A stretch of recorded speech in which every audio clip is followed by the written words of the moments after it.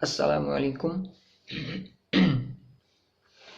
تجوید کے اگلے سبق کے ساتھ ڈاکٹر محمد عامر سعید آپ کی خدمت میں حاضر ہیں۔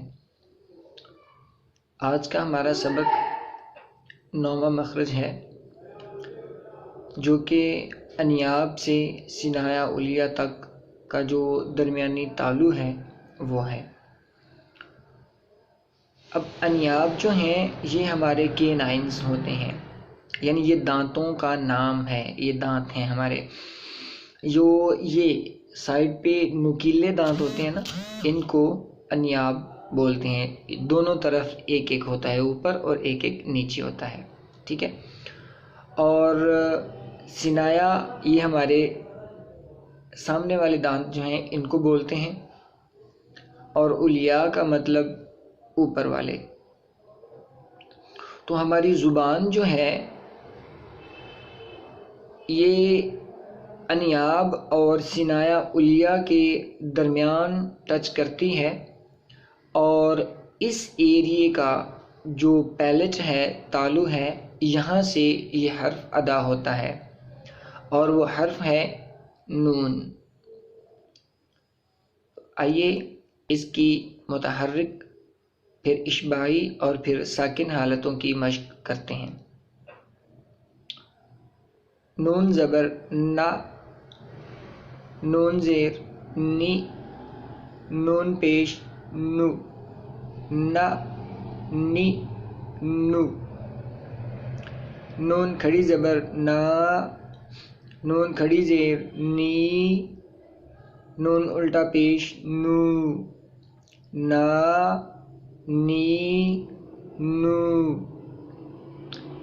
حمزہ زبر نون ان، حمزہ زیر نون ان، حمزہ پیش نون ان، ان ان ان۔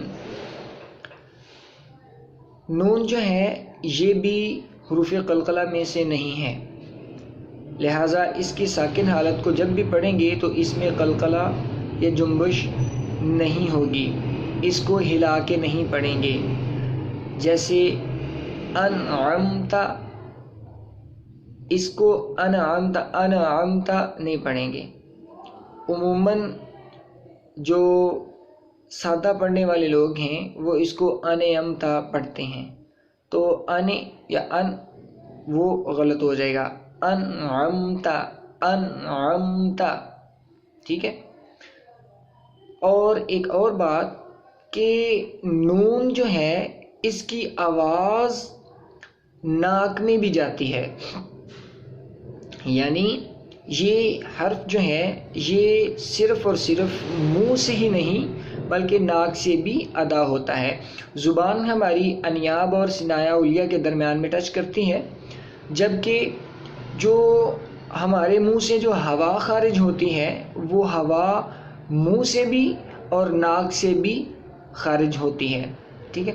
تو یہ حرف ادا کیا جاتا ہے نون۔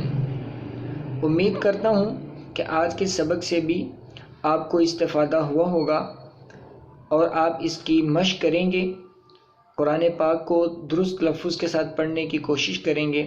اللہ پاک ہمیں توفیق عطا فرمائے کہ ہم قرآن پاک کو صحیح تلفظ کے ساتھ پڑھیں اور اس کو سمجھ کر عمل کریں۔